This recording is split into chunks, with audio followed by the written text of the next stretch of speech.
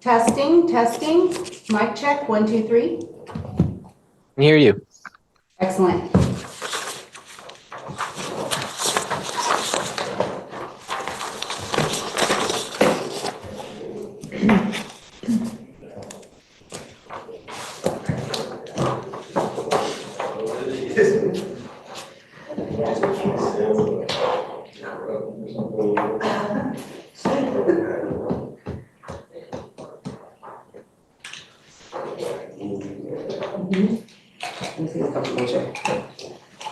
Hello. Hi.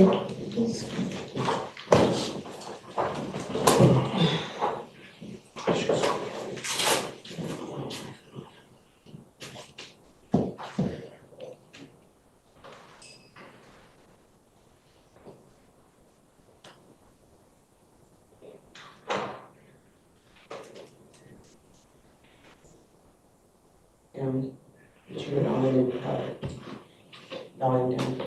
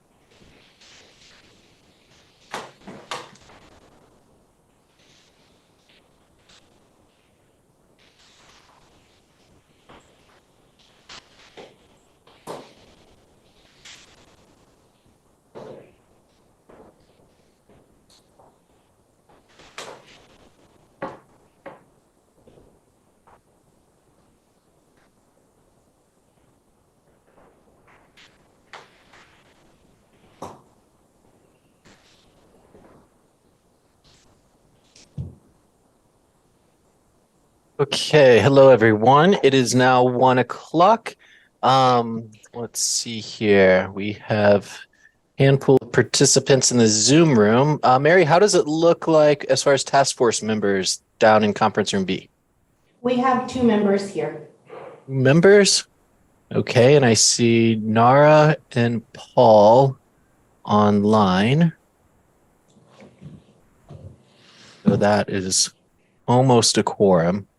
Which 2 members are in the room? It looks like Rebecca, is that you? Yes. Okay. And Jan Carpenter. okay, Jan, just out of view. Let's give it a few more minutes and see who we can see who will show up. We'll go ahead and give it 5 more minutes to 1:05. Also, I think Maria was going to be zooming in, and I'm not seeing her in the Zoom room quite yet.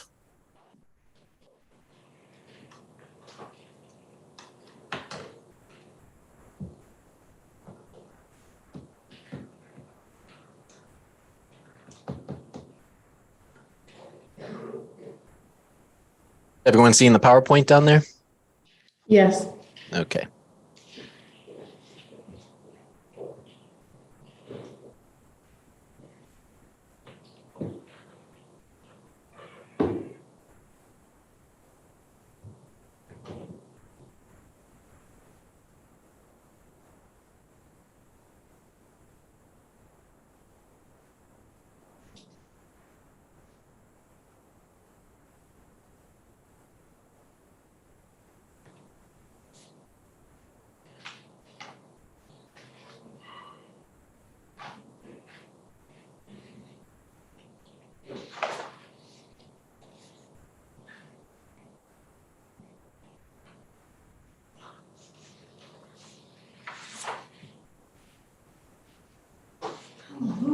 Hello.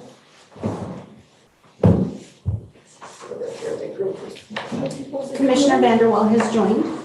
All right. We are at 1:02 p.m. We're going to give it a few more minutes to allow for more task members to arrive. We'll go ahead and get started at 1:05 p.m. Will should be coming. I just saw him parking, so. Okay.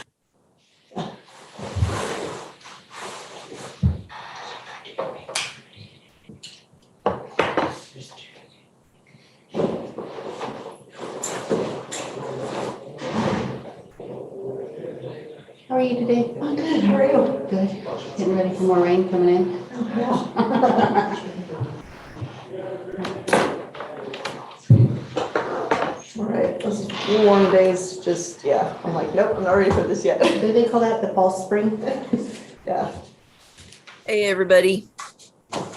Hi. Maria? Maria. I'm trying to start video, but my computer's not recognizing my camera. So I guess you'll just hear my voice, but at least we got the PowerPoint. So Maria, I let everyone know we're going to hold off to 1:05 p.m. just to give everyone a few more minutes to get there. I think some task force members are parking at the moment. So Okay, sounds good. Also, Andrew, we can see both sides. We can see your screen and your notes on Zoom. oh, You want to do your interesting. slideshow? Yeah. Let me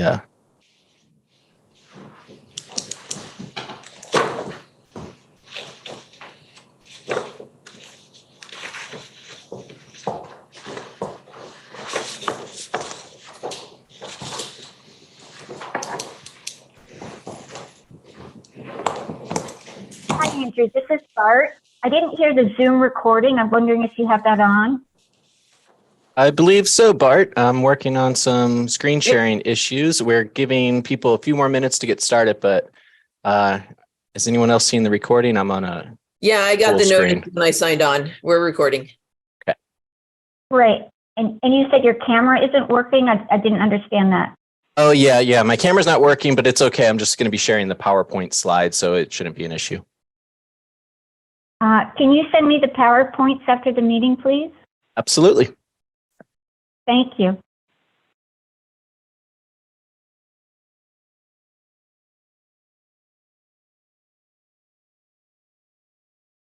Or right now, if you have a moment. I do not. I'm working on some technical issues here in the meeting, but I will Okay. get to you the slides directly afterwards. So I understand. Thank you.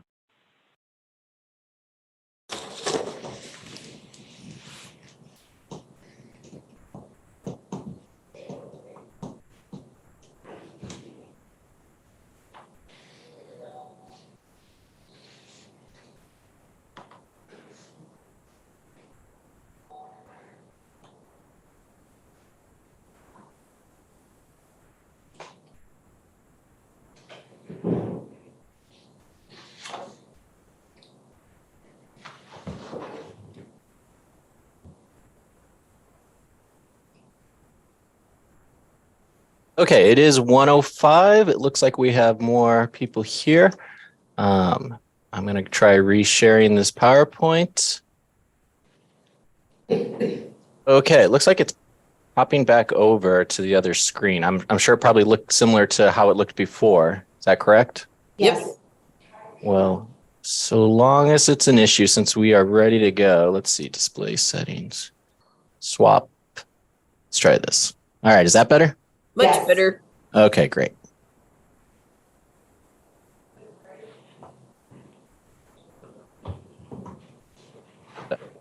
Well, let me open up the chat again and our participants.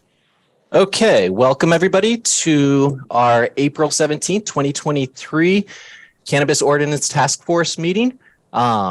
Our discussion topic today, actually it extends upon this. I'm sorry, I had a limited amount of time to put this PowerPoint together. We will touch upon cannabis control definitions, but as all of you saw in the agenda that was sent out Friday, we're also going to get into some zoning districts and their purposes and how that relates to commercial cannabis cultivation. All right, with that, we'll go on to the next slide. As I just summarized the agenda, we'll go into roll call of our task force members, consideration of the minutes from March 27th, Then we will get into our definitions discussion, especially how our previous review of DCC, Department of Cannabis Control definitions, relates to the definitions provided by the Central Valley Regional Water Quality Control Board. Then we will get into a review of our base zoning districts and combining districts. At this point, really just focused on base zoning districts, and then how they relate to cannabis activities. Then we will open it up for public comment. Other than the minutes, we do not have any other item up for consideration or a motion.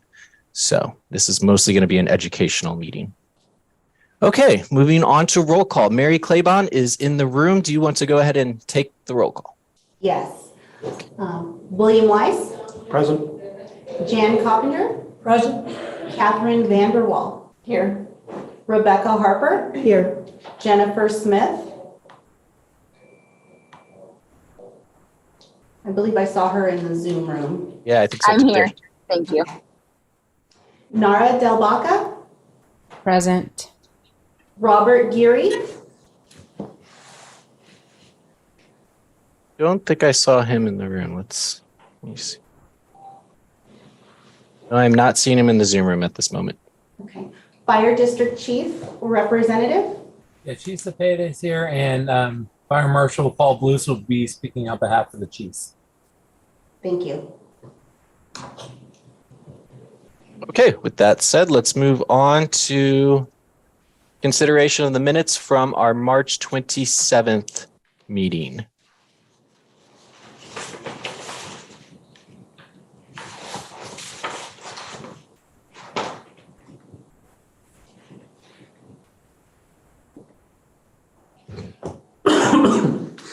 Anyone like to speak to those minutes, or did anyone notice any issues for amendment?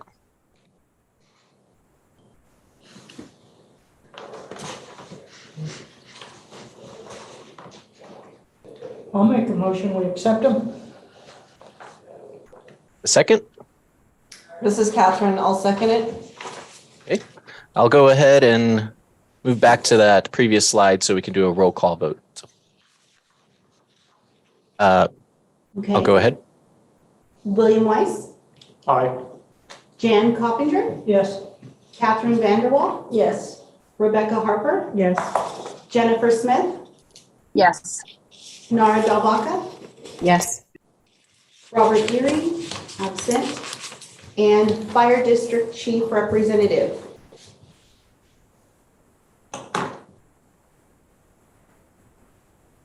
Yes. Okay.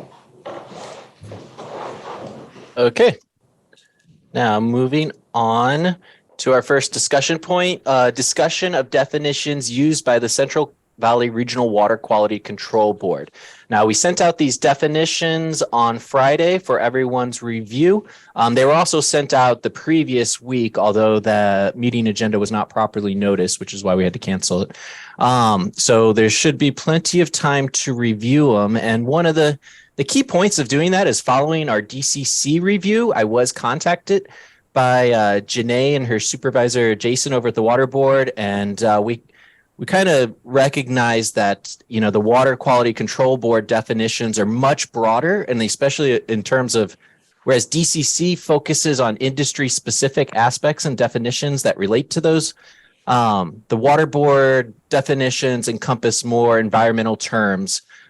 So for our discussion points today, addressing the option of choosing specific definitions to pull out and include in our ordinance or incorporating the entire set of definitions, and identifying any overlap of definitions or conflicting definitions, and then determining any other state agencies that we might want to include in our definition. So right now we're looking at Department of Cannabis Control and the Water Board, but we could also open it up. And with that said, I feel like, you know, with the direction from Maria, we're going to touch upon definitions from time to time in a meeting, but not necessarily dedicate the whole meeting to definitions. So looks like we'll continue to work on our definitions. But with that said, I'm going to open it up for task force member discussion. We did have a document that you may be interested in, was just prepared this morning to kind of review and compare any overlap or conflicting definitions. So would you like to review that first, or does anyone have any thoughts? I'd like to review it. Yeah, I'm kind of curious based on that. Okay, I did not have time to incorporate it into the PowerPoint, but that's okay. I'm gonna go ahead and exit Hey, the Andrew. slideshow. Yes. Did we get a chance to send that out to our email list prior to the meeting? And if not, let's just make sure we send that out afterwards with the Yeah, PowerPoint slides. it wasn't put together in time to send it out, and we Okay. can send it out on the following meeting. I figured it was okay to share it since we're not making any motion of it. We can start to consider it and then send it out to everyone. Yeah, that's as- fine. I just want to make sure that, because I know Bart's about to raise her hand to make sure that we send it to her. So I thought I'd just be proactive on that one. Make It's- sure everybody gets we- everything. With that in mind, we also received a document last night from Jennifer Smith with their comments concerning definitions. But again, we didn't have time to send that out as well. So we can touch upon it and discuss it. But since we're not making a motion of it, we'll definitely get it sent out ahead of time before any motion. And Bart, if you can hang on, I just want to hear from the task force members before we open it up to I just public. About the documents, according to County Council Torres, that's a Brown violation. So anything presented in the meeting today would have had to have gone out in the 72-hour notice. Andrew, I wonder if you might be able to just summarize it for us verbally, and that way we could avoid any sort of violation and send out those documents for future discussion and consideration at another meeting. Okay, well, since we're really not going to get into definitions too much or make any motions, yeah, it's just a handful of definitions that we put together. We'll have sent out to you before we make those motions. Just comparing, it looks like we have 1, 2, 3, about 13 different aspects of notes that some of our staff put together. And we can review and discuss those at the next meeting. With that in mind, with your own personal review of the water board definitions, were there any issues or concerns or any thoughts in general from any task force members on those? Well, this is Jan Coppinger. The only thought I had is that we should stay as close to this as we can, just to avoid confusion. And that's really all the thought I had. Okay, when you say this, what do you mean by this? The water boards that you sent out, although before I made a firm decision, I'd want to see the others that you was going to show but didn't. But I think we should try to stay as close as we can to definitions with the water boards and everybody else, just to keep the confusion down. Okay, that sounds... This is Paul Blues. I was just going to say I agree with that, only because I feel like we were having issues with some of the definitions kind of right out the gate, with them being different compared to what the state and everybody else was recognizing. So if we just kind of stay on that same format, it's going to make it simple, whether you're talking to somebody at the state level or somebody down at the local level. Everybody's going to be on the same page with what you're trying to discuss. Okay. Let's see. Andrew?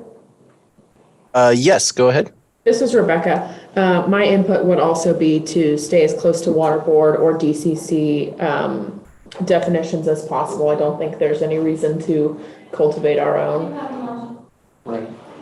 Okay. What about the approach for when we do have two conflicting definitions? Should we take a look at both of those and then decide which one you want to go to, or Is your question a conflicting DCC definition versus a water board definition? That's why we looked into it this morning and put that there's a few different spots where it overlaps. It reminded me, if you remember from the previous meeting, Janae raised her hand, and actually Jason Schroeder, her supervisor at the water board, tried to make a comment, but we couldn't hear him. And then he put into the chat box that, like, the definition of indoor cultivation from the water board's point of view really had some specific details about a concrete floor. So, an established working pad. So that's like one aspect where maybe DCC doesn't specify that in their definition. And so there's my input in those 13 instances would be to choose whichever definition is most applicable to cultivation in this area. Okay. Looks like we have Jennifer Smith with her hand raised.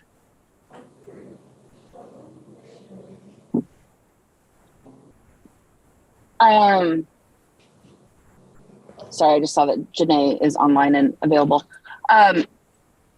In agreement with Rebecca, we should definitely review the 13 instances, especially if they're ones that are relevant to actual cannabis regulations. I know that disturbed area is definitely one that should specifically be in our cannabis cultivation regulations. A lot of the other ones are very specific to the water boards and are specific to the activity, but not to the regulation of. And so I think, we could end up with 100 pages of definitions if we took all the definitions from every agency. I just want to make sure that we are mindful of the ones that are relevant to regulation. And looking at some of those, canopy definition is different at the water boards, and it's more, I think, robust in language at the DCC. So I think also we should look at which definition is more robust when we're looking at those. Thanks. Okay. Thank you, Jennifer. Looks like we've got a Lake County chief, maybe Chief Cepeda. Yeah, a couple of meetings ago, we talked about adopting as many of the, state ones, but there were, there was going to be a list of, I think there were 7 or 13 ones that we really need to decide that were specific for Lake County. And we were going to maintain a small group of those that were specific for us, but I don't remember everything in the list that paralleled those. Okay, well, we have some time to do some research to identify those and consider those options.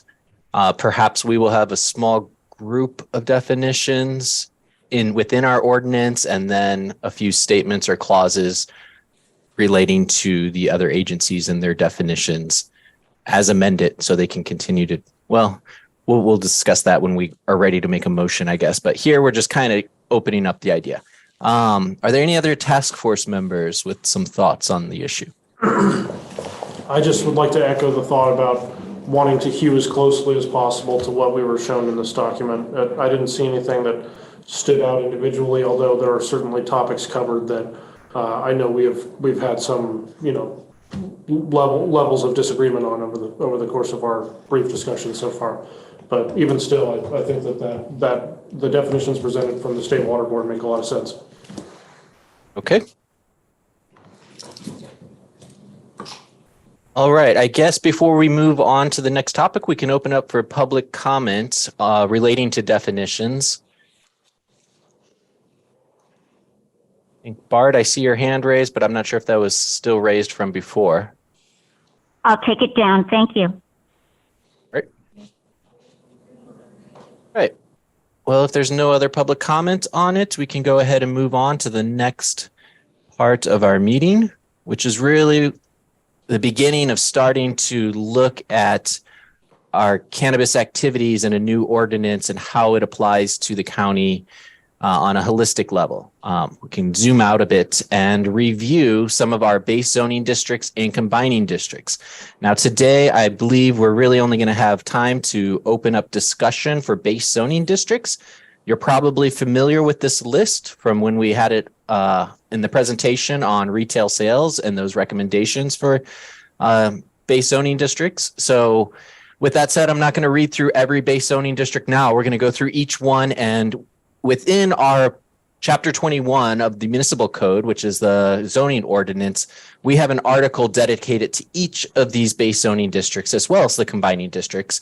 And when you start each one, it states the purpose. So we're going to review that purpose, and then we're going to review what cannabis activities are allowed with what use permit. For the combining districts, which we won't get into, at least we can start to think about those. I'll go ahead and read out that list. We have agricultural industry, wetlands, special lot size, special floor area, mobile home, residential design, scenic or scenic combining, floodway fringe, waterway, historic preservation, airport approach, parking, design review, as well as substandard older subdivisions or SOS lots. So essentially every zone, every parcel in the county has a base zoning district, and that's its intended use. But each one's unique, and each one has a whole, a handful of different characteristics. So it could be any number of combinations of those other combining districts that can be tied to the parcel. So that's kind of how it works. But moving on to our base zoning districts, we first have agricultural preserve. And the purpose of the ag preserve is to protect zoning for lands in agricultural preserve and for the conservation and protection of land capable of producing agricultural products. The uses specified in this section have been determined to be compatible uses consistent with the California Land Conservation Act of 1965. And further parcelization of lands under contract shall be discouraged. If you remember, Maria kind of went into detail about the Williamson Act and the parcels that apply to that. This is where you would find those in the ag preserve. Currently, with a minor use permit, we have small and specialty cultivation allowed, nurseries, and self-distribution. And through a major use permit, you can pursue medium, outdoor, mixed light, and indoor cultivation, as well as non-volatile manufacturing, processing, and micro business. So before I move on to the next slide, I would like to allow the task force to bring up any discussion or points or concerns. Looks like Jennifer has a comment. Yes, thank you. This is Jennifer Smith. The state is now issuing large size outdoor permits. That would be yes, the type 5. Up to, well, not that, but yeah, the type 5. So I'm not sure how that's going to play in this. If you want to add that, because I know that multiple farms, including myself, would like to convert to that license type. It still only allows you to cultivate what you're locally permitted for, but it just gives you one license number at the state level. So I think we're going to need to see some amendments on this. Okay. Thank you, Jennifer. It looks like Nara has your hand raised. Yeah. Jen, just heads up, though, they have not figured out how to let the large farms do also have distro associated. So I think a lot of people are going to mediums in order to preserve their any distribution license that they have.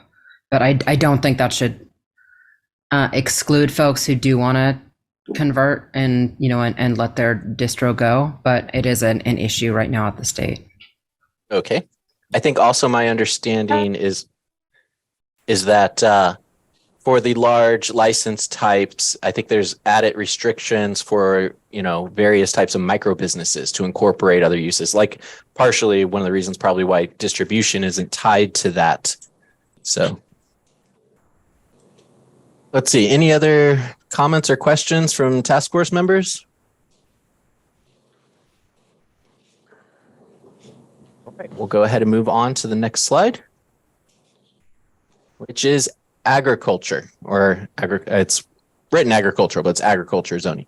So to protect the county's agricultural soils, provide areas suitable for agriculture, and prevent development that would preclude their future use in agriculture. So within our A zoning district, with a minor use permit, applicants can pursue small and specialty cultivation as well, nurseries and self-distribution. And similar to ag preserve, with a major use permit, they can pursue medium, outdoor, mixed light, and indoor, non-volatile manufacturing, processing, and micro business. I think one thing to keep in mind, which is of a pretty significant note, is that first statement, to protect the county's agricultural soils. So when working with cultivation in this area, one thing that comes up in planning commissions when we review these, and with Commissioner Fields and her attention to agriculture, is the concrete padding and, putting in, let's say, indoor or even structures, and the fact that once you put that concrete over that soil, you're kind of ruining that soil for future agriculture. So something to keep in mind. Any additional thoughts, or maybe our ag commissioner might want to say something in terms of these zones, or maybe not. Not at this time. Okay. Andrew, if I could just help people sort of envision the different types or the difference between APZ, ag preserve, and ag. Ag preserve, the Williamson Act also preserves lands for rangeland. And so in APZ, you'll typically see the general plan designation of both agriculture or rural lands. Just so you can kind of visualize, the APZ may be out in some of our remote areas where they're just herding cows, whereas agriculture is typically, the A zone is typically for growing commodities. Thanks. Okay, thank you, Maria. And feel free to jump in with any other comments like that. They're much appreciated. So again, any discussion, or shall I move on to the next slide? You guys just let me know. Take that as a next slide. So, okay, moving on to Timberland Preserve. The purpose of our TPZ zone is to provide for timberland preserve zoning and the conservation and protection of land capable of producing timber and forest products. The uses specified in this section have been determined to be compatible uses consistent with the Timberland Productivity Act of 1982. So, similar to the three previous, and they'll start to vary a little bit more as we move into other zones here, is that small and specialty cultivation, nurseries, and self-distribution can be pursued with the minor use permit, but medium, outdoor, mixed light, and indoor cultivation, as well as non-volatile manufacturing and processing and micro businesses would require a major use permit. I'm going to go ahead and keep moving. If any comments or questions come up, just go ahead and jump in. Otherwise, I'm going to keep the presentation going. Andrew, these are just presentations that we're not trying to suggest anything today, right? We're just learning. No motion is coming up, but I feel free to open the conversation concerning any of these zones. You know, we do see cannabis come up like in the previous and timber preserve. There have been projects in this area. People have applied a less than 3 acre conversion permit from the Department of Forestry and from CAL FIRE. It does involve a level of tree removal for cannabis, which is not exactly, it's tree removal in our ordinance is listed as a prohibitive activity, but then it describes a certain way to do it. So it's not entirely prohibited. So it's something that we could clarify through recommendations and motions on how to address that. You know, if anyone wants to discuss tree removal for cannabis, this is a good time to begin that conversation. It's not necessarily tree removal, but I, you know, at some point I would love to start to have the conversation about whether the county is willing to pursue, you know, the mechanical separation manufacturing as a potential allowed type in the existing, if the, you know, existing building has the power and you know, and necessary infrastructure to support that. So could you clarify that? I think sure. Yeah. So I know we've talked about, you know, adding incidental retail in our retail discussion. Some of the other ways that the county could and the farmers could diversify would be to, rather than having retail, would be to allow for mechanical separation manufacturing, which would be it would still be called a type 6 under the state, but it involves different technologies. To be like the creation of like ice water hash or bubble hash, which only requires water and ice as its solvent, or as the manufacturing process, and that there may be a way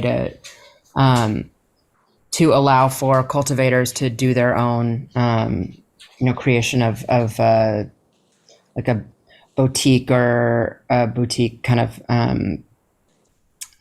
hash product that doesn't involve the same level of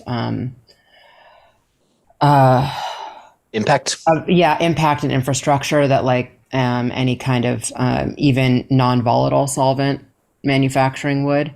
And so it would be great to have a conversation about that at some point, possibly, you know, inviting a couple of the manufacturers that may be interested in pursuing something like that. Usually that technology is just, it's either done by hand in a bucket with ice water and a drill, or hand stirring, or it's done in a simple washing machine. And so some of these places already have permitted homes that are running washing machines on them, there may be a way to allow for that to happen. I see that the chiefs have their hand up, so I'll stop talking now. Okay, thank you, Nara. That's something to consider. I hadn't really thought about it. Chief Cepeda? Yeah, we have the one that is the ice water one in Lower Lake, and that Paul and Autumn have visited that, and it's a very, very nicely ran operation. It's kind of one of those that it's kind of how things should be. We started talking about some of the non-volatile with carbon dioxide is that we're using those other solvents or high pressure systems. For my district, we require them to have a class 1 division 1 room just for the safety, but with what they've done in Lower Lake with the ice water, I'm totally supportive of that. We get to looking at carbon dioxide or the volatile and then propane or the other methods out there. That is a whole new discussion we should be having. But like I said, the ice water it's pretty safe. Yeah, exactly. It's just using that water. I know it's pretty interesting that that they would include at the state level for manufacturing that manufacturing with ethanol or CO2 is considered the same as ice water or ice. Hash. So appreciate that. We went out there and did an inspection of the place when they first got everything set up and going, and I was very impressed with the process and how it was done, and just even the safety aspect of the whole manufacturing process of it was incredible. Okay, thank you, Paul. Thank you, Chief Cepeda. Thank you, Nara. I guess also something relevant to the conversation is that currently we do not have any volatile manufacturing operations within the county. Those who have pursued manufacturing have pursued non-volatile, and then here the ice water approach is even less impactful. There was an incident recently with volatile manufacturing from an illegal operation, what the sheriff's department has addressed. So just putting that out there for your information. Just on that rendered over 1,000 gallons of contaminants and about $1.5 million of end product. It was really one of the biggest ones I'd seen, but it was amazing cooperation with DTSC, Environmental Health, and the Sheriff's Office. And don't forget that if that was done this year, or actually I think even after potentially July of last year, the county is able to potentially recover some of the investigative costs from the state for conducting that operation. So you may want to look into that. Yeah, I'll pass it on. We were able to successfully so far get it cleaned up free of charge from DTSC, but I will pass it on to them. Okay. Happy to answer questions if they have any on it. Oh, that is good to know. One last comment on that. I know we're getting off topic. Is that I believe there was also a certain level of human trafficking involved in that incident. And as such, our staff here at CDD is going to be doing some training with county council on how to recognize and handle any I guess, anything that looks like it could be remotely related to human trafficking. So, but anyway, we're getting quite off topic. If there's any other comments on Timber Preserve, okay, I'll go ahead and move on to Suburban Reserve. Now, it's interesting that we do allow some cannabis activities here. The purpose in Suburban Reserve is to provide for large lot residential development in areas where the establishment of appropriate infrastructure such as public water, sewer, county maintained roads will ultimately support higher densities. So with that, in our Suburban Reserve areas with a minor use permit, an applicant can pursue small and specialty cultivation, nurseries, and self-distribution. And with a major use permit, they're limited to medium outdoor, mixed light, and indoor cultivation. I'm not seeing any hands or comments, so I'm going to go ahead and move on. Plan development commercial. This is a much more extensive purpose described in our zoning ordinance. With our PDC zone, the purpose is to provide a means for encouraging creative and innovative commercial or industrial developments that are environmentally pleasing through the application of imaginative land planning techniques not permitted within other zones with fixed standards. Also to provide for an orderly and cohesive growth and physical development pattern and the efficient delivery of county or community service, as well as to ensure conformance of the project with the Lake County General Plan with respect to use, intensity, circulation, public facilities, and the preservation of natural features. And to encourage the design of commercial planned developments for compatibility with both existing and potential land uses, including a proper functional relationship with such adjacent areas, to assess the development's impact on public and private services through cost-benefit analysis and on other commercial trade areas through market analysis. And then finally, to promote equitable distribution of public facilities by encouraging developers to provide recreational facilities, community centers, streets, water and wastewater, fire protection, and other public services in order to avoid the overcrowding of existing facilities used by established residents and provide for a balance of community services. So, sorry, that was kind of a long-winded purpose. But basically, this is an area where you're going to see like a large master plan, maybe mixed use type facilities. And currently, as it relates to cannabis activities, with the minor use permit, packaging and labeling, testing labs and self-distribution are allowed. And then through a major use permit, all cultivation types, as well as non-volatile manufacturing and distribution. Yeah, if I could flesh that out a little bit, Andrew. Yeah, go for it. For those of you who have been around for like a long time, you might remember Crystal Lago, the golf course centered planned development that was up in North Lakeport. They had different areas that were zoned PDC and PDR because it was a specific designed development. Down in Maha, down in Middletown, I think they went a little further and created their own zoning districts, but that would also have been a good example of PDC. Places where you have a specific plan in mind for your commercial that may not necessarily just fit easily into the existing zoning districts. So this would be a great place or a great zoning district for the creation of maybe like a cannabis innovation hub, where you've got multiple different things in there supporting our cannabis industry. So I hope that helps. Yeah, no, and just to add on to that, it might be the appropriate place for cannabis events with one on larger development that can accommodate for those events. We really don't have a clear pathway at the moment for cannabis events, but we'll get to that later. So, any task force comments or questions? Nope. Okay. Well, with that said, we'll move on. Highway commercial, or the CH zone. The purpose here is to provide for the location of the facilities and services needed by the traveling public along the county's major collectors at intersections with state highways where they can be reached conveniently and safely. We currently do not have a path for any cannabis activities in CH. However, as you know, we discussed the option of retail sales being available in highway commercial. So moving on, resort commercial, or CR, is to provide for tourist recreational development in areas of unique scenic and recreational value while providing for maximum conservation of the resources of the parcel. And similar to highway commercial, we do not have a path for any cannabis activities within this zoning district as well. Local commercial, our C1.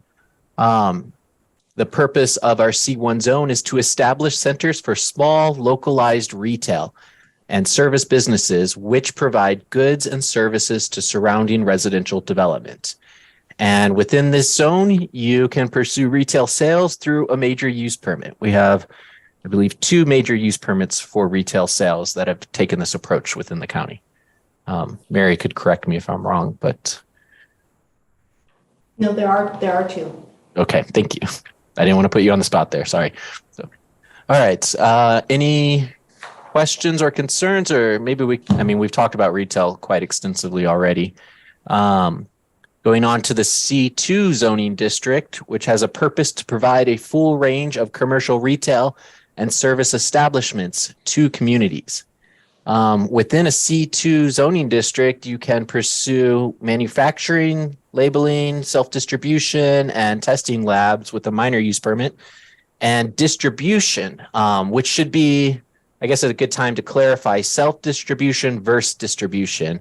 Self-distribution would, most of our outdoor cultivators and mixed light cultivators include a self-distribution type 13 license so that they're able to travel with their product and deliver it from one facility to the next. And there's certain protocols while they're traveling with that they have to abide with.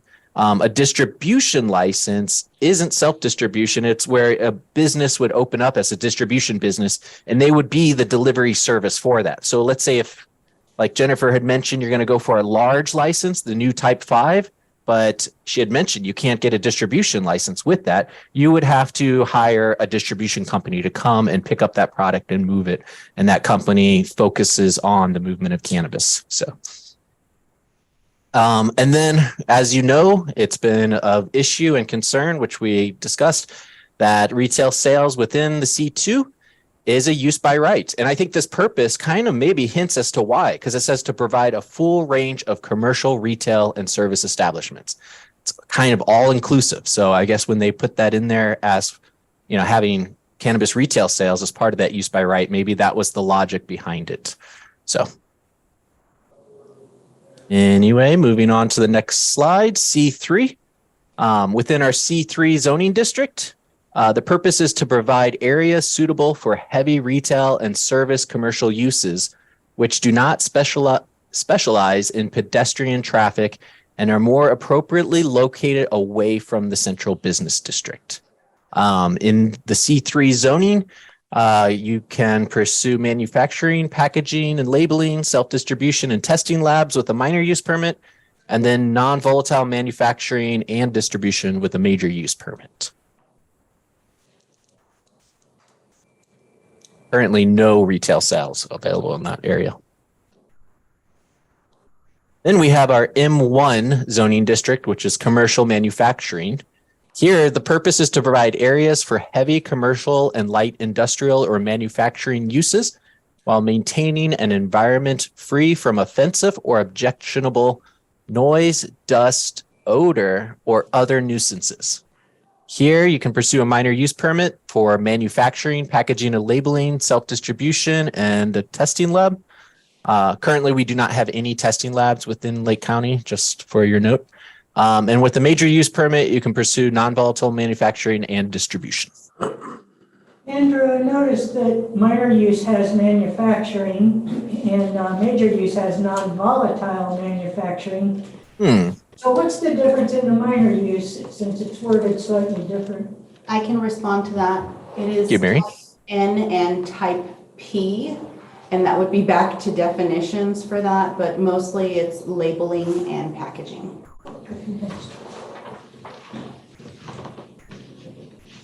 Thank you, Mary, for clarifying that. And I'm going to move on because my slide did not clarify that. So, okay, on to the next slide.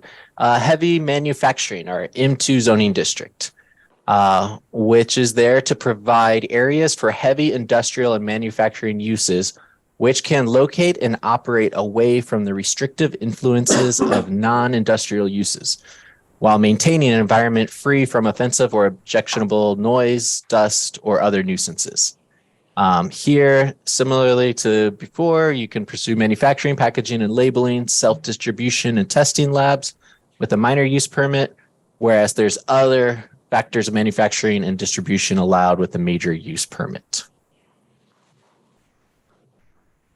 On to MP, or our industrial parks. They are there to provide areas for a wide range of heavy commercial manufacturing uses, research facilities, or administrative offices clustered within business parks with well-designed buildings and attractively landscaped areas. And currently within the MP-based zoning district, there are no cannabis activities allowed. And furthermore, we have open space, or O, which is there to provide a zoning district to preserve, protect, and enhance public and private lands for their resource production potential and environmentally sensitive animal and plant habitats, while providing access to publicly owned lands and reducing land use conflicts by limiting uses incompatible with the purposes of this district. Again, we don't allow any cannabis activities within this area. And also, if any of these areas are noted as public lands with an open invitation to recreate, there's a 1,000-foot setback applied. And I believe that's the last slide, but I actually, now that I'm going through this, I believe we missed a slide, or we missed a base zoning district, RL, rural lands. So I'm going to pass the conversation on to you while I go ahead and pull up that purpose for your consideration. I guess we can open it up to conversation while I. Yeah, we could just summarize real quick, Andrew, on rural lands. These are more of our remote areas. They're the furthest away from our residential areas. They typically have steep slopes, possibly unstable soils, but not necessarily. And so these are great for, they can have primary agricultural use, including rangeland and cannabis cultivation. Okay, thank you, Mariah. That helped me out.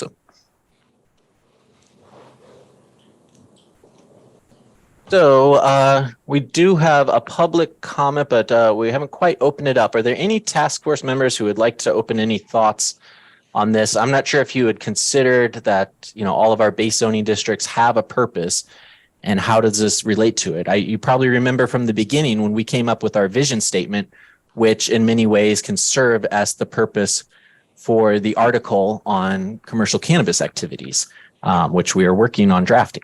So any thoughts on the task force side before public comment is opened up? Andrew, I just have a request that possibly when we move forward with consideration of those zoning districts, maybe we could have the information that was presented in some type of table or chart so that it could be referenced. Sure, yes. And we are working currently, I don't know if you remember, but through the course of the task force around last fall is when the whole countywide new website was opened up.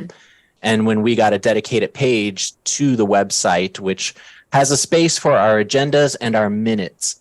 And that's one of the reasons why we had to cancel this last week's website. While the agenda and attachments went out via email, were posted, it was not uploaded in time for our website. But just as Bart had requested the PowerPoints, I have all of these PowerPoints in PDF form. Quite often, they're not always ready right in front of the, ahead of the meeting, but I will, work on making plans to make that happen. I guess I approached it similar to our planning commission meetings where we don't always have those PowerPoints ready ahead of time as an attachment, but we can also make them available post meeting. So we're looking to create a space online for all of the presentations to live. So Jennifer, Andrew, this my moment to make a comment. Bart, hang on. We still have a task force member who wants to make a comment, and then we're going to open up to public. Thank you. Thank you. Jennifer, go ahead. Hi, Andrew. Echoing Rebecca's sentiment, I would love to have a chart, and then I would love to have a list of all the state license types that are available and place them in the zones where we find it most appropriate.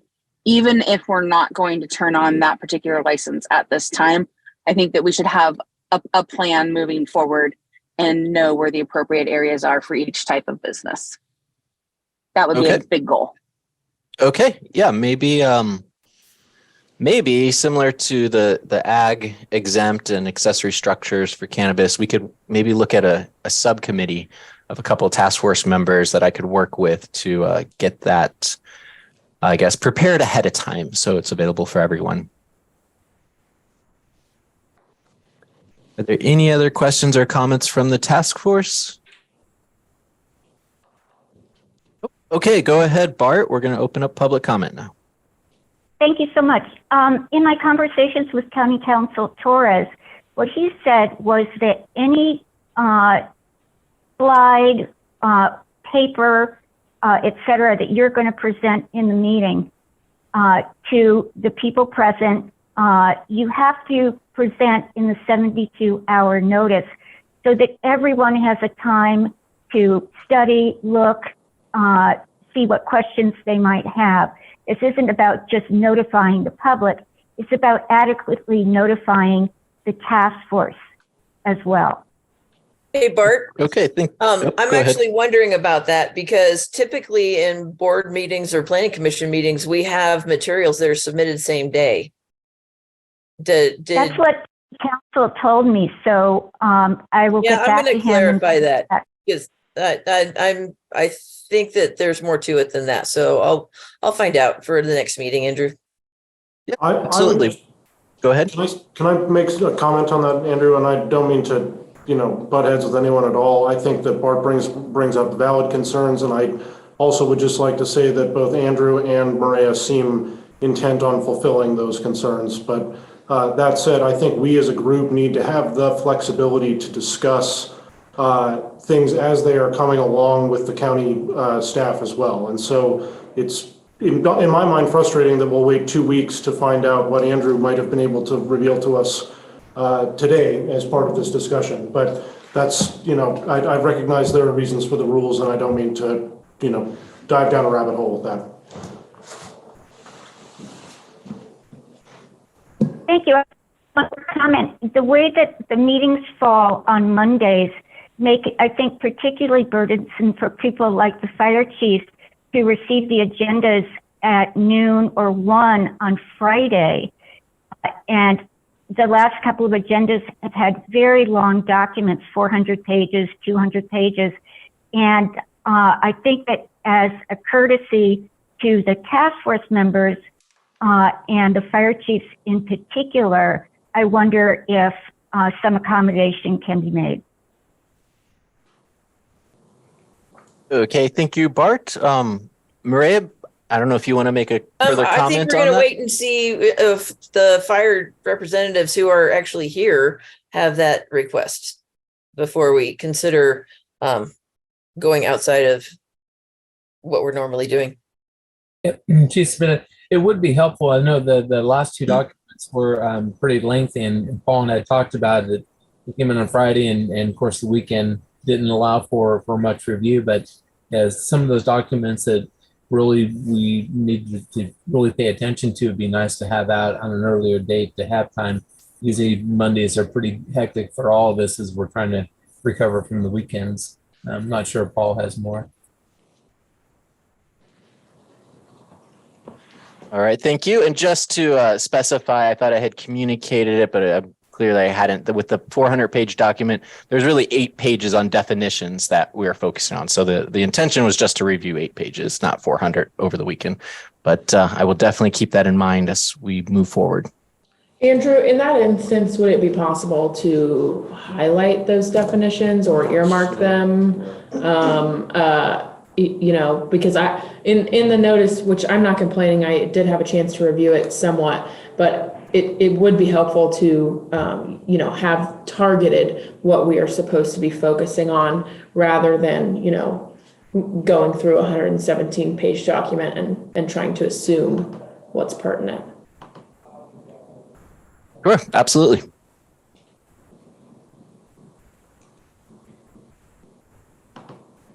Well, I guess with this in mind, and since we were opening it up to discussion and we have an introduction to all of the base zoning districts, and we can follow up with combining districts that relate, I think now this is the perfect opportunity for the task force members to make some of those determinations and kind of bring it back to staff to point us in the direction you want us to go in.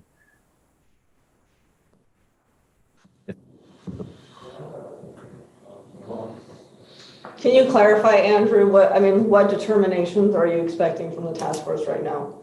Because so far, no determinations. With the agenda, there was nothing under consideration. So Right. we are opening up the idea. We're not trying to put you guys on the spot at all, just to start to open up the concepts and the ideas for future consideration when we do make motions on these items. But there's no, other than the minutes today, there are no motions being made. Right, but then you made the comment of like, let the task force determine anyways, yeah. It's just a little bit confusing, the statement you made. Okay, well, I guess what I meant is now that we've had that introduction to base zoning districts, if you guys have any thoughts on how you would like to proceed in terms of making recommendations for cannabis activities within those base zoning districts. So this is something you've already heard, but I think that somewhere between Rebecca's comment and Jennifer's comment regarding an overlay of the different state license types, the different zones that we have, and I think knowing the number of existing projects permitted in those zones would be great, because that gives us some sort of concept of density or the spatial application of where those things are going on. But I mean, I know I don't want to steer this. No, that's great. That's exactly what I need to hear to prepare that. But I mean, I think like maps are really useful, right? And what we're doing is entirely spatial. So, or not entirely, it's got many different facets, but the zoning component I think is spatial. And so if you're able to put together something that shows us the various zones, and I think you already have that in map form, but then the various placement of existing projects and the potential adjustment to those zones that we would be evaluating as part of our discussions in this group. I mean, that really, I think, would get us started. I personally would not like to dive into any one of these zones or how it should be defined or what the contours of that should be without first looking at it holistically. And that's really kind of what I wanted to get at here. So I think credit to Rebecca and Jennifer, though, for having kind of started that idea. And Andrew, to build on that request, I've heard some concern in previous meetings from Nara and Jessica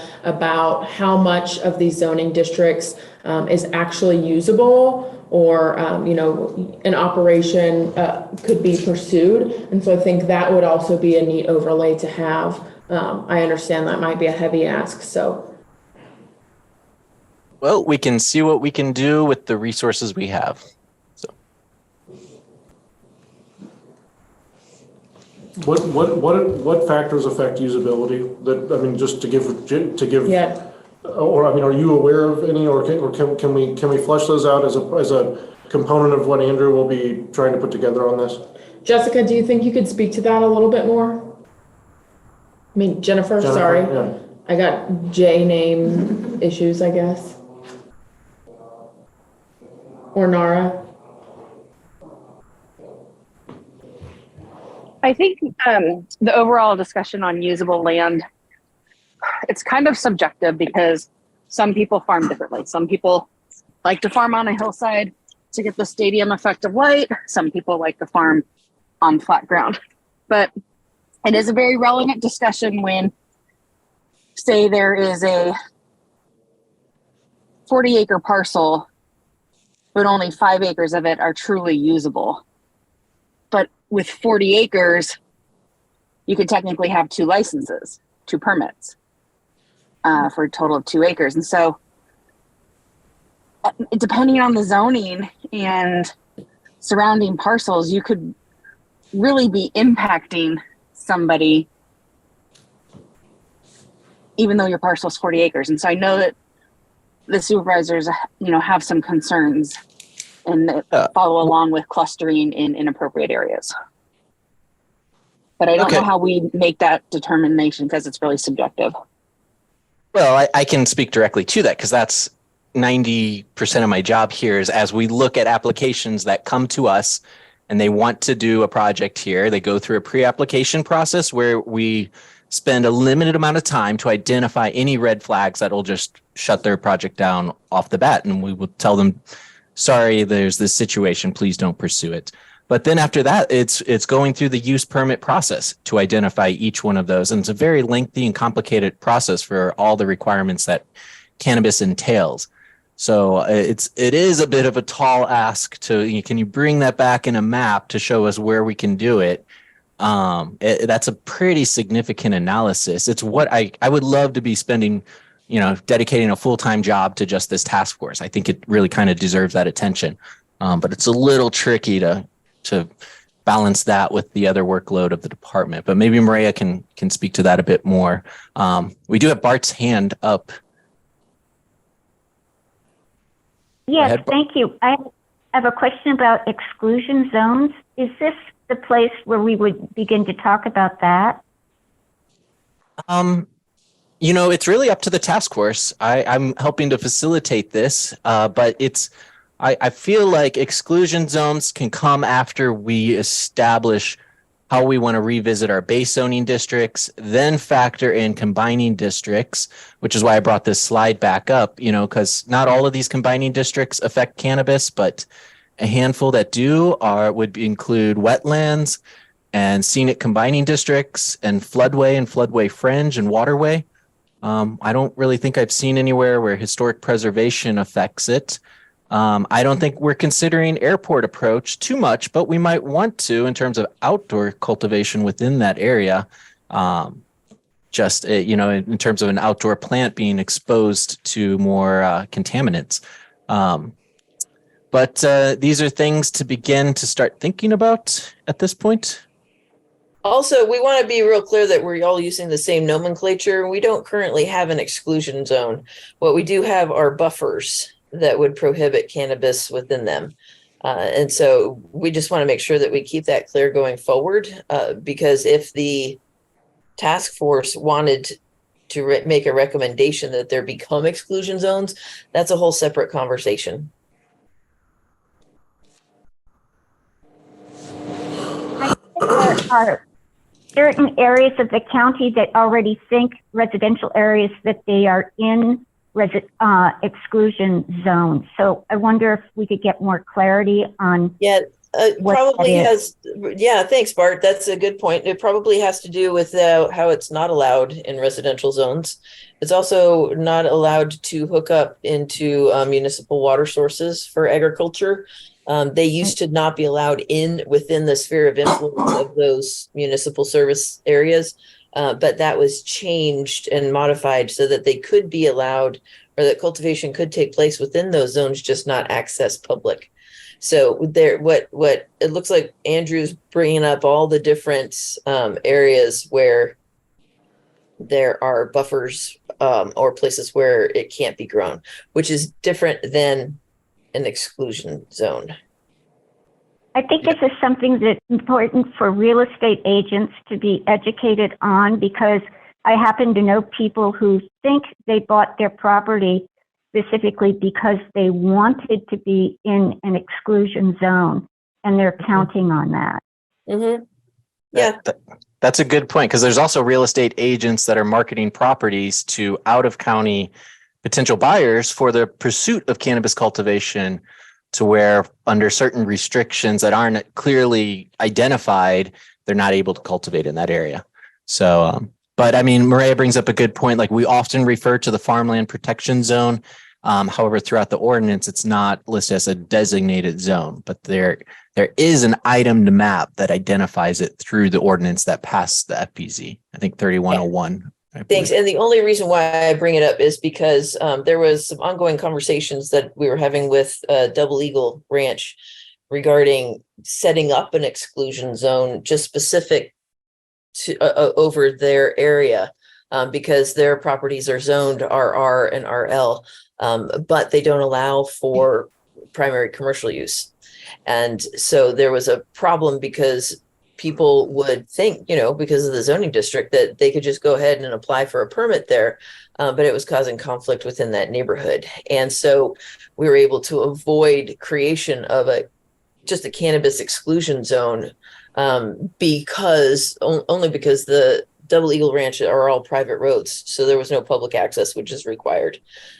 So yeah, the actual creation of a cannabis exclusion zone is in itself quite a robust discussion to be had. Maria, I have a question. Yeah. Or maybe Andrew can answer. Andrew, the layers that you're using right now, those are publicly available to anybody that uses the county GIS tool, right? Yes, they're on our Lake County GIS portal. When you open the website, it will look like this. You'll see your tax default parcels, the parcel viewer, which is commonly used, the county redistricting maps. you need to come over one more slide. The commercial cannabis cultivation exclusion zones is what they refer to it as. However, it is a little outdated. clarification moving though. forward, that is something the county could change on their layer list to avoid confusion. I think it's pretty difficult to say, oh, we don't have exclusion zones, but then on the GIS map tool and you can choose exclusion zones as one of your filters. No, that's a really good point. It's a very It's why I brought it up as we mentioned it. Yeah, but I also want to note, sorry, I dropped some equipment here. And actually, maybe I could just drop my whole point. Let me just take that back, because if it's called exclusion zones online, then I can understand why.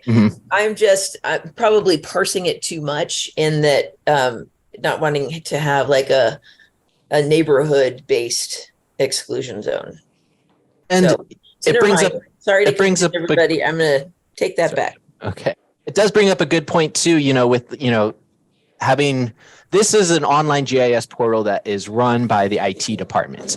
And this portal was developed quite a while ago. It's already obsolete because these 1,000-foot buffers to water districts, these 1,000-foot buffers to water districts were from our old Article 72, which was the original cannabis ordinance. However, when it was moved to Article 27, again, before my time here, they were not brought with them, those exclusion zones. So it does need updating, but there was like one, we're all quite busy, but also whether we update it now on the current zone, Article 27, or I'm sorry, the current ordinance, or should it be something that we wait for to update until a new ordinance is determined with the help of the recommendations from this task force? So it is something that we've discussed, but a clear conclusion has not been made. I would be able to work on a private portal because we do now have our own ArcGIS capabilities within the CDD department. However, I just have to work with Maria on allocating the time to dedicate to that. Yeah, Andrew, I don't think we're going to make any changes right now because I want the task force to be able to look at everything holistically. And then the changes that we make, we're going to make with the creation of that new ordinance. Okay. This is something that affects people who are selling property now and buying property now. And I just want to speak up for them. I know somebody who is doing that, who insists that his property is absolutely in an exclusion zone and is portraying that as a selling point. So it is something that's very current. Okay. Also, Jennifer Smith has had her hand up for a long time. Okay.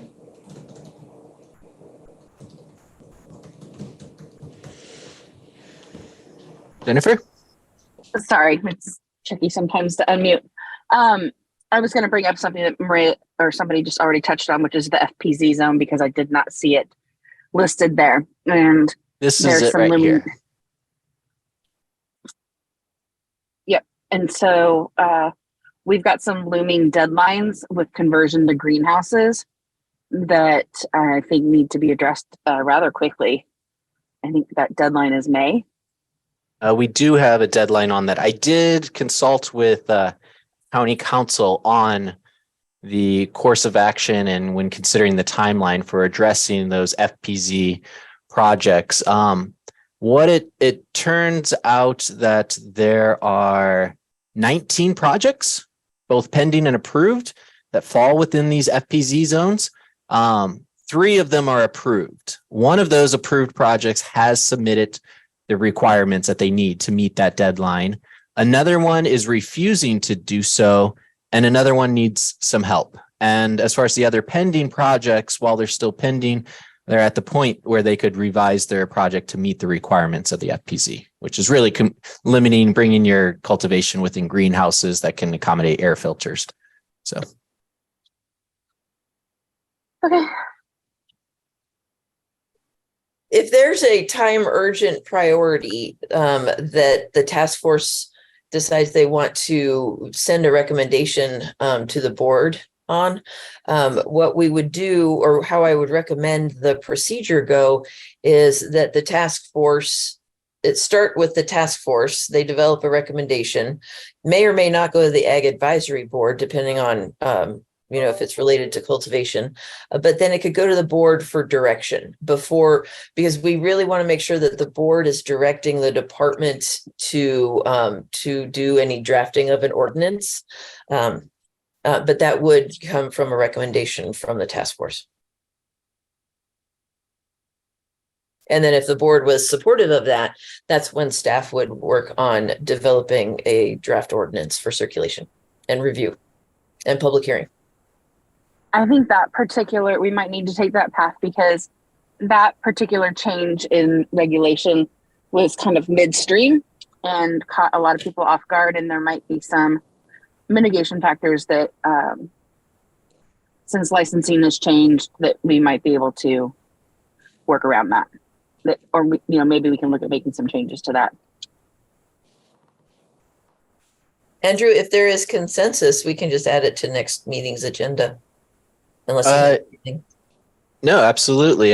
Can you just state that one more time for clarification? I know we'll have it in the minutes, but just so I can make a proper note of it.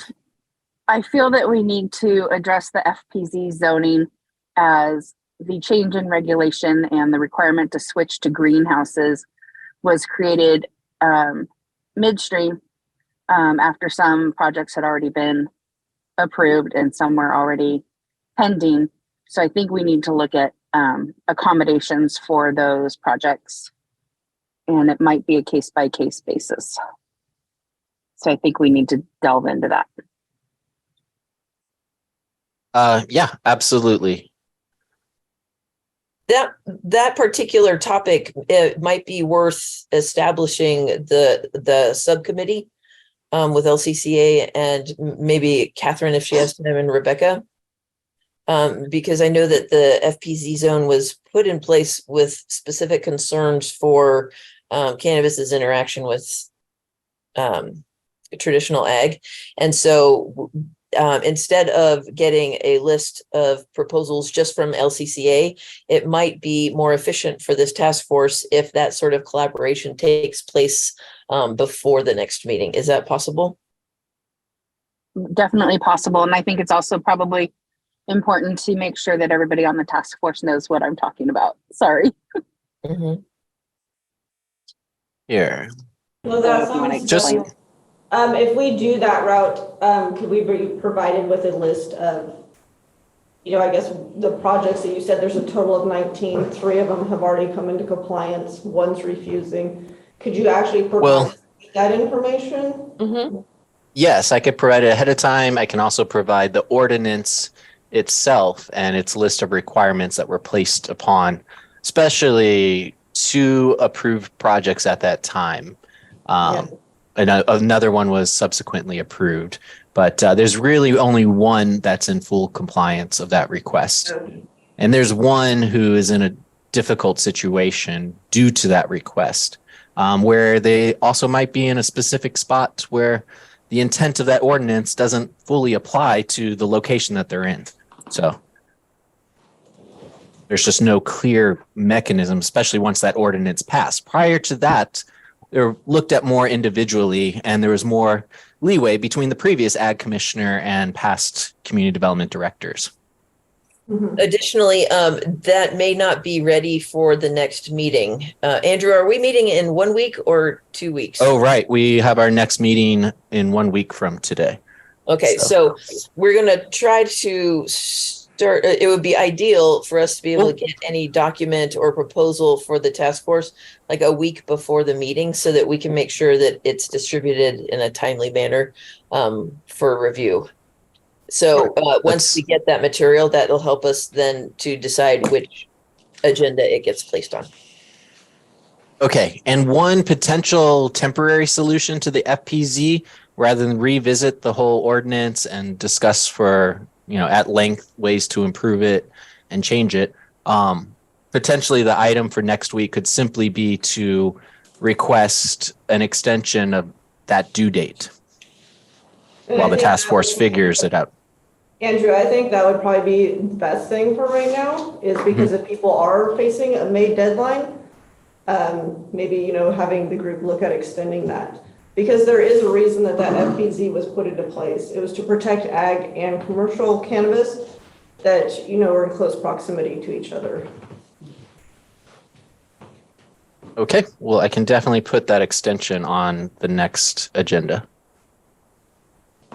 I mean, truthfully, one of the easiest solutions would be to have a waiver signed by both the traditional ag and the cannabis farm, that they understand the situation and there'll be no litigation between the two because of it.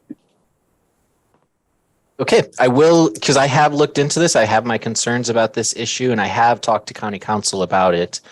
And, you know, the waiver was more possible before the ordinance was in place, and that's my understanding.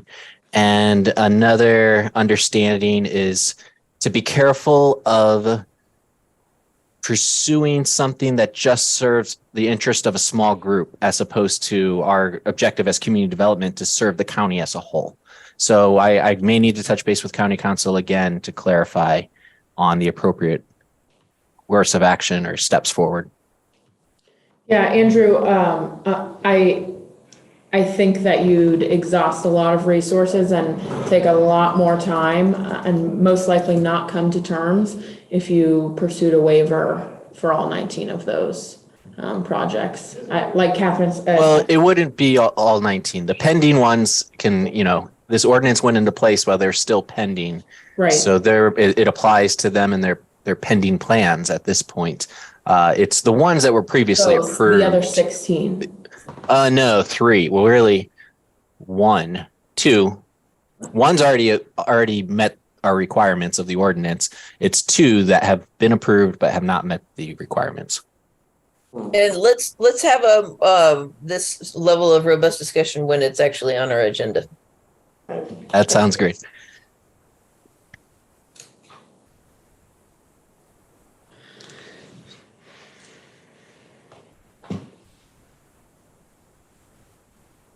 So in terms of definitions and then ultimately base zoning districts and combining districts, to have the information prepared a little bit ahead of the 72-hour deadline and provide some more geospatial references to put it into context with our pending and approved projects for next week's meeting, as well as, you know, we'll put it on the item to come back and follow up on the extension of FPZ, see what we find out.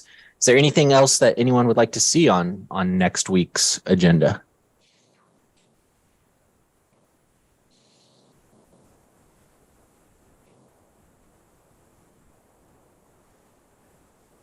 No comments at this time? I have a question, Andrew. Yeah. Just from feasibility on your end, since our next meeting is this Monday and we just asked you to create a bunch of things that don't exist right now, do you think that's going to be feasible with the 72-hour notice and possibly an extension onto that, putting us, you know, maybe sometime Thursday, which is 2 days away from now? 3 days away from now. Do you think that's feasible? The extension of the FPZ is definitely feasible. The larger request and ask, again, it's why I wish my full-time job was this task force. I'm going to have to work with Maria on current workload and capabilities because it is a lot. But we still have the table for the Water Quality Control Board and the DCC regulations. Yes. Right? We'll be revisiting definitions. If you want, we could put off the conversation on base zoning districts and combining zoning districts to the following meeting. Maybe at this next meeting, we can just clarify whether or not an extension of the FPZ requirements is feasible, possible, and whether you want to pursue it. We could take a motion on that. And then we can come back and just kind of finalize our thoughts on definitions. And then that will give me, you know, roughly 3 weeks to prepare a little bit more robust view and definition for all of our base zoning districts and combining zoning districts. Do you think that next meeting we will be discussing or making a motion on any of those conflicting definitions? Would you like to? Well, it's not really up to what I would like to do. I think it's really what your team is able to do by next Monday. I think it's possible. It's technically we have everything we need. It didn't quite come in with that 72-hour ahead of time notice. But I think we have everything we need here today. I would love to get straight to work on this right after it, but I have other time sensitive stuff to keep items on the Planning Commission agenda that I'm going to go straight to after this meeting. But in the beginning, I tried to get stuff out a week ahead of time, but it proved to be difficult. But yeah, I think it is certainly possible if we want to make motions, review that, make a motion on those conflicting definitions. And also, if you guys think of any other state agency and their definitions that you may want to incorporate into that conversation, let me know ahead of the 72-hour deadline so we can add that to the agenda. It might be harder to incorporate those, but we can definitely make motions on keeping DCC definitions and water board definitions, and then comparing the differences and choosing which one we feel is more appropriate for the industry here.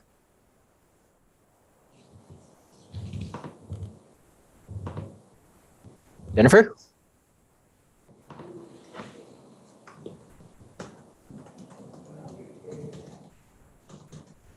My hand was still up, but I would yeah. definitely be in agreement with that idea. Let's get that done so that when we're writing further documents, at least we know what the definition is. Okay. We have Margot in the Zoom room with her hand raised. Hi, sorry I had trouble unmuting. I wanted to thank the Cannabis Task Force members for your dedication and commitment. And secondly, your subject matter expertise and study of cannabis issues are essential to help shape and inform policy affecting the county's well-being. For that reason, I urge the task force to share recommendations with the Board of Supervisors despite known disagreement from at least one supervisor. As you know, disagreement can be constructive, and your recommendations can spur thoughtful discussion among the Board of Supervisors, especially when the task force's view on a cannabis topic differs from a supervisor's.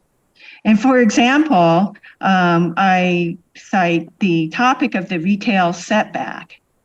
And, I understand if you feel that, hey, that bridge has been crossed, I'm fine with that. It's just that moving forward, I would hate for the good work of the task force go unnoticed. And you're also speaking for the county or the county residents whose quality of life is affected by Board of Supervisor decisions. And I thank you. Thank you, Margot. And just to clarify, everything that gets considered and recommendations that are created through the task force, this is just the beginning. It goes through a series of review, which would then, when relevant, as Maria had mentioned, would go to the Ag Advisory Committee. Then following that, it would go to Planning Commission, which we just had some of our recommendations go to Planning Commission this past Thursday. Then it goes back to the Board of Supervisors. And just to clarify for anyone who thinks we are ultimately deciding this stuff, we are not. It's going to be the Board of Supervisors who has the final say on any of this. Thank you for the clarification, Andrew. That brings me to a really important comment that I wanted to make or discussion. I think it would be helpful if any task force members could make it to the relevant Planning Commission and Board of Supervisor meetings. We discussed our recommendations last Thursday with the Planning Commission, and then we will be discussing that same recommendation tomorrow at the BOS regarding ag structures. So any support that I could garner from the team would be greatly appreciated. I'll be there, Jennifer. Thank you. And it does remind me of something I would like to touch upon that I will try to add to the next agenda in considering any of our recommendations and factoring in the environmental impacts of those recommendations and what level of review they need to go under. So for our recent recommendations, as they've moved through these different bodies and levels of advice, we're reaching a point where we'll be looking at initial study for the ordinance changes. So I have a comment if this is a good moment. yeah, go ahead, Bart. Thank you so much. The last couple of agendas, the documents you sent were so interesting, absolutely fascinating. And it made me think, oh, you must have a library of these things that are going to be coming up in the weeks and months ahead. And would it be possible to index that so that we can perhaps access them when we have some free time, begin to look at some of these giant documents that are in fact actually fascinating and totally pertinent to us? Thank you, Bart. It's kind of like you read my mind. I've had that idea for a while. We've struggled a bit. Hang on, let me decline a phone call here. We've kind of, with IT staff turning over and our own CDD staff turning over, and with the new website and the new responsibilities being assigned as far as who monitors those websites, we've been sorting a lot of that stuff out. But I have something very similar in mind to what you just suggested. So. Thank you.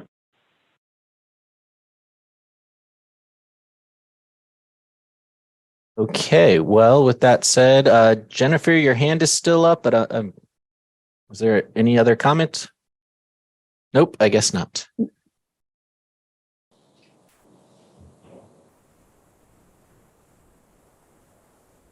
Well, I think if there's nothing left, we've covered everything. I appreciate the I guess the looking ahead aspect and helping staff out with some clear direction from the task force. I really do appreciate that. If there aren't any other comments, I guess we can adjourn the meeting. Motion that we adjourn. Second. All in favor? Aye. Thank you, everyone. We'll see you next week. Andrew, Thank good you. job, Andrew. Here, Beth, do you have a second? Yeah.